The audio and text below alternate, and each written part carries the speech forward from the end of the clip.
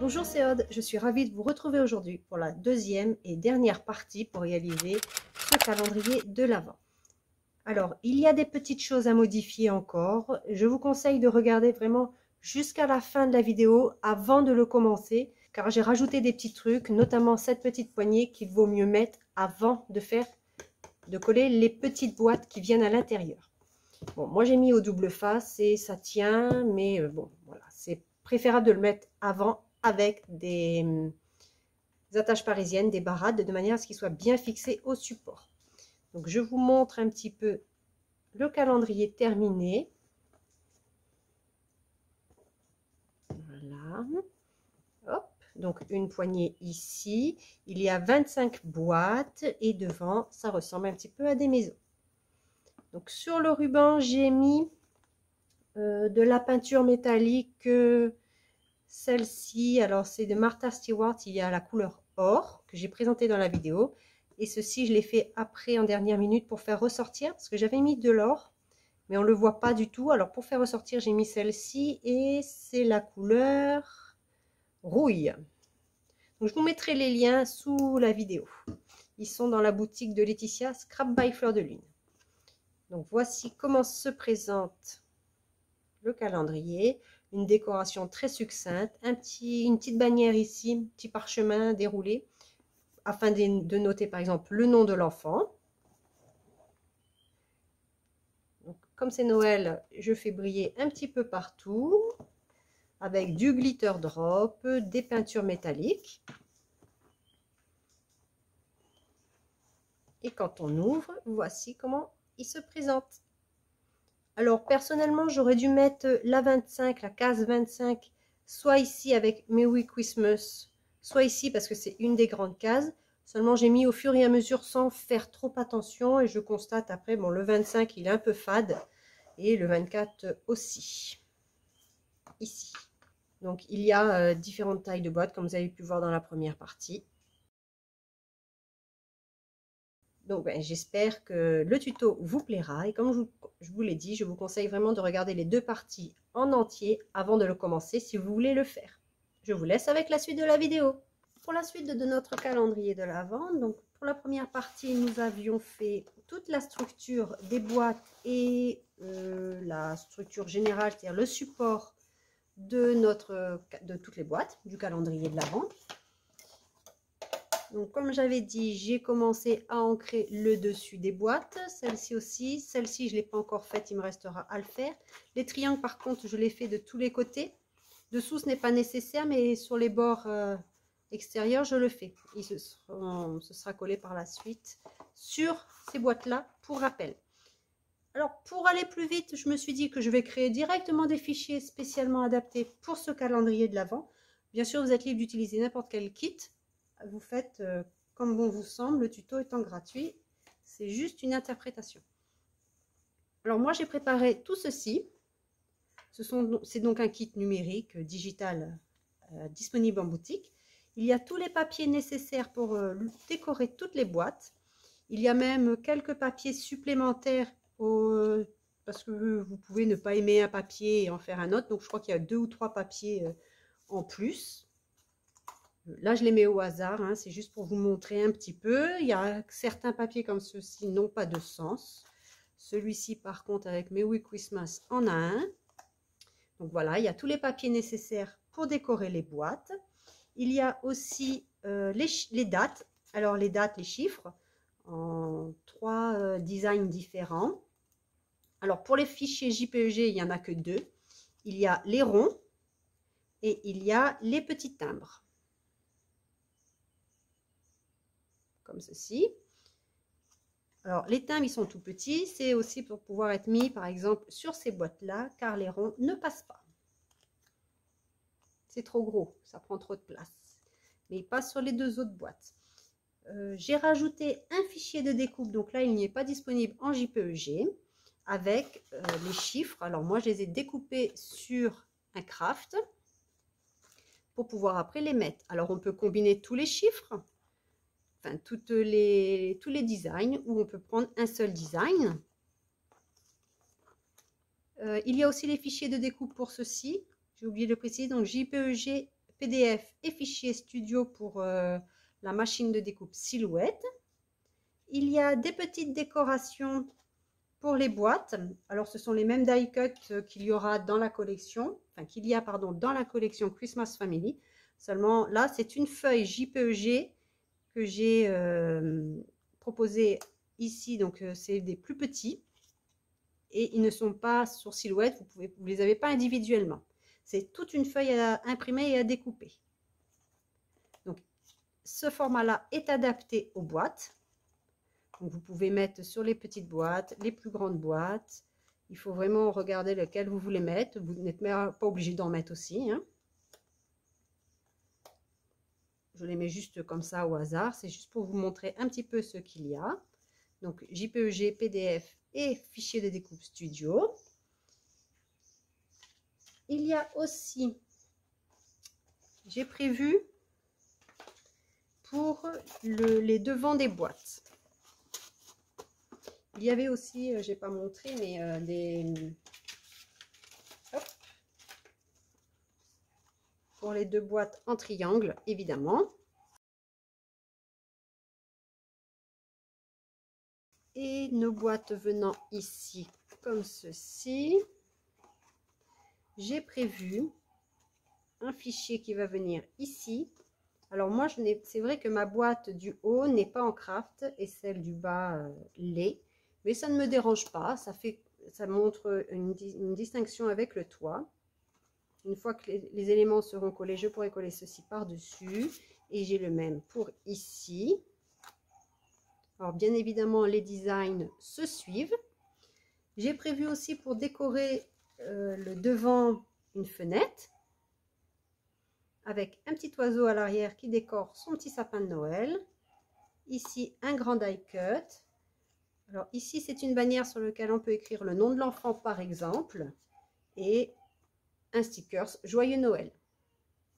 Il y a aussi pour décorer les côtés des boîtes, donc sauf le dos, parce que le dos, je ne peux pas imprimer un papier 30-30 parce que ça fait je crois 24,5 par 24,5, donc une feuille A4 faisant 21-29,7, je ne peux pas. Donc, je laisserai le dos couleur craft ou je prendrai simplement un papier de collection. Alors là, j'ai écrit droite. Je vais vous montrer les fichiers de découpe. Alors, pareil, ce sont ce sont les dates. Ce n'est pas disponible individuellement dans Silhouette. Vous imprimez toute la feuille. La découpe, c'est pour toute la feuille. Elle se présente comme ceci. Alors là, par exemple, vous voyez, il y a écrit petit triangle, grand triangle. Alors, c'est pour mettre ici et ici le petit triangle, par exemple. Ce sont les deux mêmes à mettre ici, ici. Donc, tout est adapté si vous suivez les dimensions que j'ai données précédemment dans le tuto, la partie 1. Il y a aussi pour le grand triangle. Il y a aussi, comme il y a écrit dessus et dessous, c'est pour ce qu'il y a sur le bord du haut et le dessous, et sur les côtés. Maintenant, ce que je vais faire, une fois que je vous ai présenté les fichiers, je vais décorer toutes mes boîtes avec les papiers. Donc, je prendrai une boîte. Alors, celui-ci a un sens. Donc, moi, j'ai disposé mes boîtes comme ça, donc je les laisse dedans pour ne pas oublier. Ma boîte là, je vais l'ouvrir vers le haut. Donc, je vais la mettre comme ceci.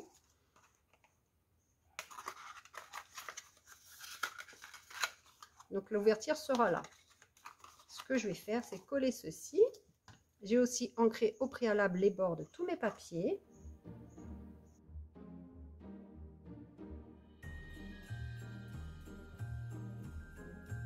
Je m'aperçois que je n'ai pas encore arrondi tous les bords de mes boîtes. Donc, je vais le faire. On peut aussi le faire, je pense, ici. Ça éviterait qu'il se corne de trop. Et maintenant, je vais créer l'ouverture avec une perforatrice. Alors, moi, je vais prendre une perforatrice ronde. Alors, je ne sais pas si vous allez voir. J'ai fait une marque rouge pour que toutes mes mes ouvertures soient plus ou moins similaires. Mais il se peut aussi que je joue avec d'autres perforatrices, comme la perforatrice pour les enveloppes dont je vous ai parlé la dernière fois, pour avoir des ouvertures différentes. Ça peut aussi donner quelque chose de très sympa. Donc là, je vais faire d'abord celle-ci. Il ne me reste plus qu'à ancrer légèrement le bord.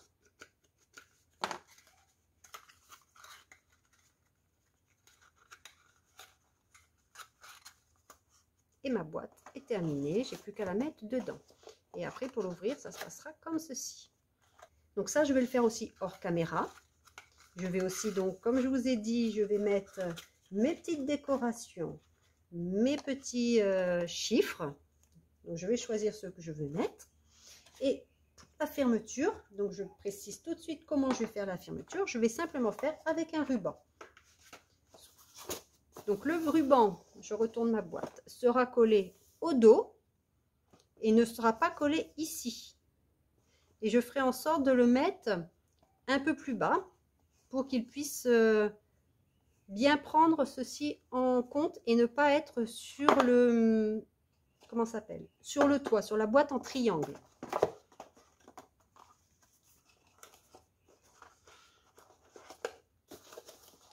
Comme j'ai dit aussi la dernière fois, je répète, les ouvertures, vous les mettez comme vous voulez. Celle-ci, par exemple, je peux la mettre comme ceci. Celle-ci, je pourrais la mettre hop, dans ce sens-là. Et celle-ci par le haut, par exemple. Et ça me fera des ouvertures aux endroits différents. Ça donnera vraiment quelque chose de déstructuré et pas de monotone.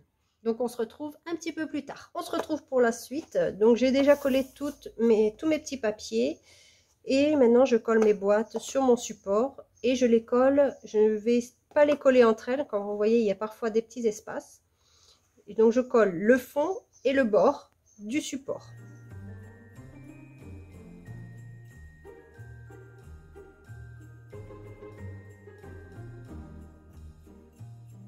De même, je ne l'ai pas dit sur la première vidéo, j'ai fait des ailettes de 3 cm. Étant donné que c'est pile la hauteur de mes boîtes, je vous conseille de les réduire un petit peu. Car lorsque je mets mes pinces et qu'elles sont tout au fond, elles me gênent.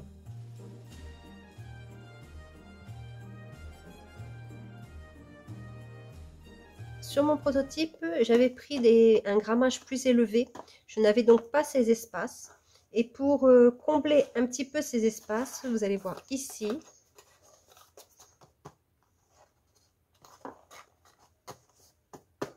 j'ai rajouté des petits morceaux de papier pour que ce soit un petit peu plus joli. J'ai d'ailleurs pas toujours collé mes boîtes très droites. Alors ici, nous pouvons le faire, car je vais mettre la boîte comme ceci. Ce que je vais faire, c'est prendre une chute de papier. Nous en avons vu, étant donné tout ce que nous avons utilisé. Alors là, j'ai aussi de l'espace en bas, mais pas jusqu'en bas. Je vais voir. Je vais essayer. Donc, je prends la hauteur du papier nécessaire et il me faut un peu plus de 6 cm de large. Ce n'est pas obligatoire, ce sont des toutes petites finitions. Je fais un premier pli à 3 cm. Ensuite, je ne vais pas faire à 1,5 cm, donc je me décale pour faire à peu près 3 mm, 2-3 mm. Cela va dépendre de l'écartement que vous avez. Et je coupe 3 cm après ce dernier pli. Nous avons ceci, une toute petite tranche. Alors je regarde parce que de ce côté, mes boîtes étant, là il y en a 2 et 2, j'ai plus d'épaisseur, donc ici j'ai un trou beaucoup moins large. Donc je regarde quand même si je peux le mettre. C'est juste. C'est bon. Donc je vais même pas les coller. Je vais les laisser comme ça. Et si vraiment je vois que ça bouge, je les collerai. Voilà. Ça fait quelque chose d'un peu plus propre. Maintenant, je continue. Donc, celle-ci, elle sera collée au fond. Donc, je vais commencer par coller celle-ci ici. J'avais mis comme ceci. Donc, je colle ici et dessous pour coller ensemble. Je le colle au support. Je ne colle pas entre elles les boîtes à cause de ce fameux espace. De même, j'ai oublié de vous dire, je préconise quand même de biseauter légèrement ici.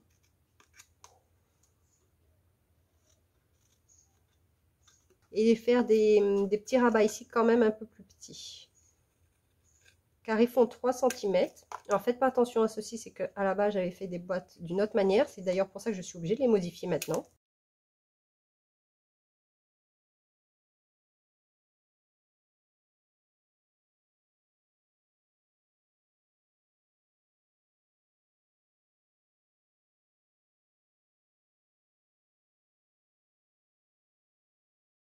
C'est la première fois que je réalise ces boîtes-là, enfin cette forme-là. Et je suis donc, c'est comme un prototype. Je vous donne les améliorations au fur et à mesure. Cela dépend aussi de votre grammage de papier. Je crois que celui-ci fait 180 grammes. C'est pour cela aussi que j'ai plus d'espace que dans le premier.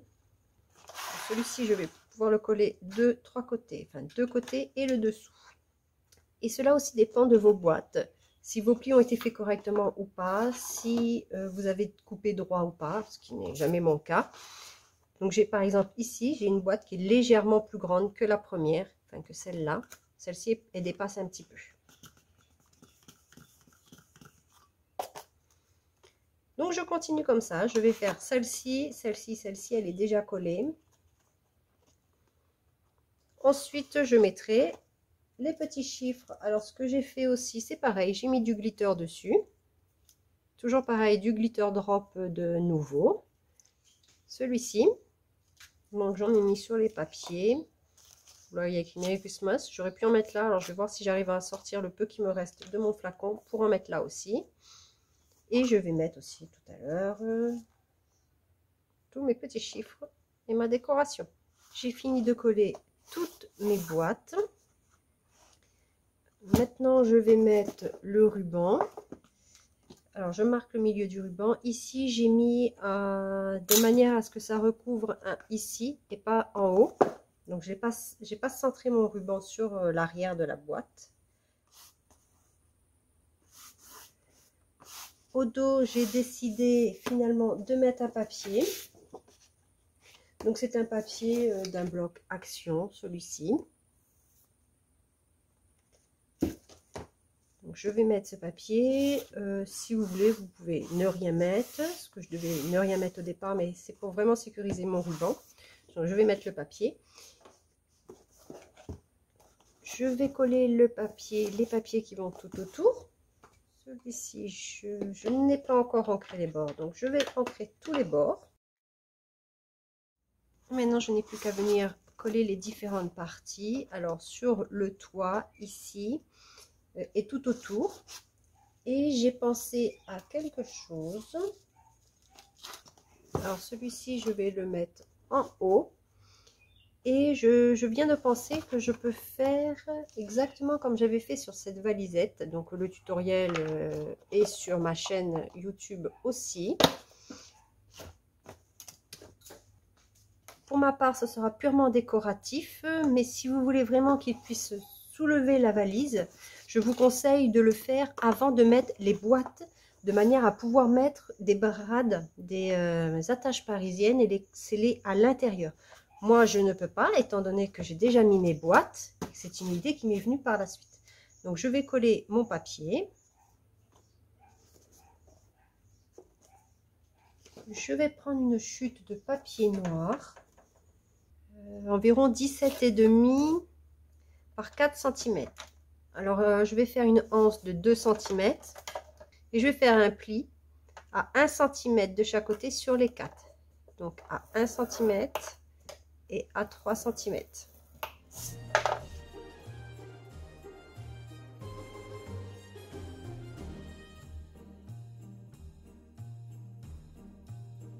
Je vais lui donner un peu de souplesse, car c'est pour faire une anse, donc elle sera arrondie. Je vais arrondir les angles. Maintenant, pour lui donner un petit côté métallique, je vais utiliser de la peinture métallique couleur or de chez Martha Stewart. Donc Laetitia, elle en vend. La boutique sera by Fleur de Lune. Je vous mettrai le lien dans la vidéo. Il en faut très très peu, j'en ai mis trop. Je vais prendre un pinceau brosse et je vais en mettre vraiment très très peu.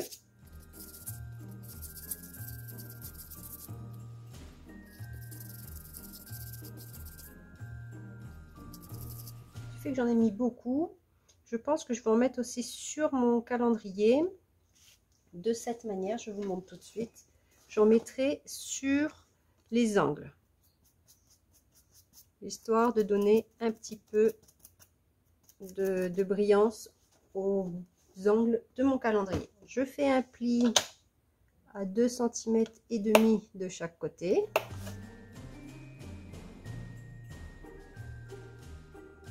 Et je vais installer comme ceci sur mon calendrier. Donc l'idéal, comme j'ai dit, c'est de ne pas avoir collé les boîtes et de le fixer maintenant. Je vais regarder quelque chose, car j'ai mes boîtes qui sont l'ouverture. Non, je peux pas. Si mes boîtes étaient avec tous l'ouverture vers le haut, j'aurais pu encore le mettre, mais là ce sera pas centré, donc c'est pas joli.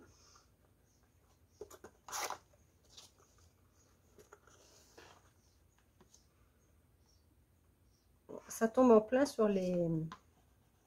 Donc je peux pas le mettre, moi je vais être obligée de le coller.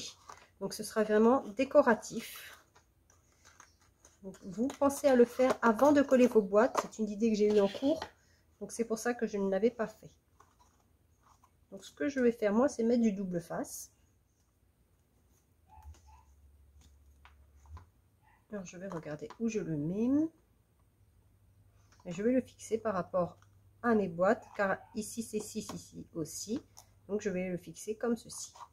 Sinon, calculez la longueur de votre anse pour la faire venir jusqu'ici, de manière à la fixer à l'intérieur et à l'intérieur de ceci. Et avec la croix pédale, c'est tout à fait possible après de le faire. Oh, ça tient quand même. Bon, il est vide en même temps. Je continue de coller tous mes papiers de partout.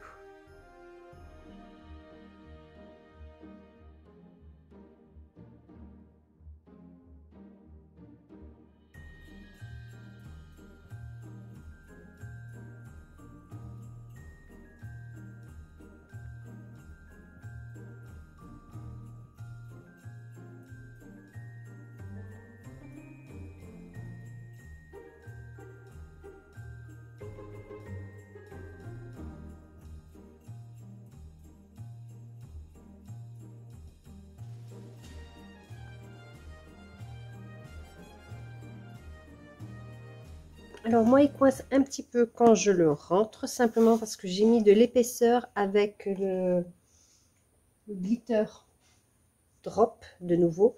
Donc ça me crée une épaisseur et donc ça me fait un petit frottement, mais bon, c'est pas très gênant. Maintenant, il me reste juste à coller les papiers de devant et la décoration.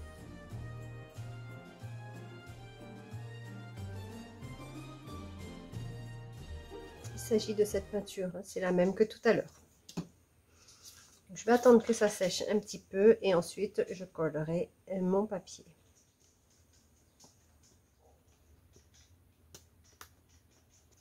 Dans le pack, il y avait aussi quelques éléments de décoration, comme ici le titre Joyeux Noël, sur lequel j'ai aussi mis le glitter drops de nouveau. Alors je regarde où vient mon ruban. Je voudrais que la fenêtre soit au-dessus. Enfin, à cheval, comme ceci. Pareil, j'ai mis dessus des petits glitters. Il y a aussi une bannière sur laquelle on peut mettre le prénom de l'enfant, par exemple. Alors, je ne souhaite pas le mettre ici, car ça fait les 4 angles, c'est pas joli du tout. Et en scrap, il vaut mieux faire 1 tiers, 2 tiers ou la diagonale. Vu que j'ai déjà les 3 ici, on peut mettre celui-ci, par exemple, ici, ou juste là, mais là, il y a le ruban. Non, moi j'aime bien. Je vais le mettre là. À cheval, il y a le ruban dessous et quand on l'ouvre, on pourra voir. Alors maintenant, je vais mettre tout autour, comme j'avais dit tout à l'heure, des petits éclats de peinture couleur or, peinture métallique. Ça donne une jolie petite finition plutôt que d'ancrer les bords. Et vous voyez, je le fais vraiment très très légèrement, pas de manière uniforme. Ça doit faire plus d'1 an que je l'ai. Elle a vraiment pas séché, au contraire de d'autres peintures que j'ai dû jeter. peut-être aussi en mettre un peu sur le ruban, je verrai après.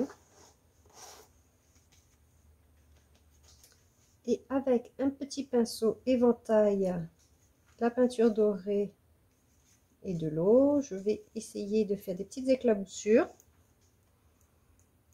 J'en ferai aussi à l'intérieur une fois que de ce côté ce sera sec.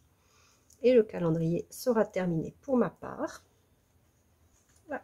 J'espère que la vidéo du calendrier vous aura plu. Si c'est le cas, n'hésitez pas à vous abonner, partager et activer les notifications. Je vous dis à bientôt pour une prochaine vidéo qui sera la présentation du kit de Noël. Bye bye!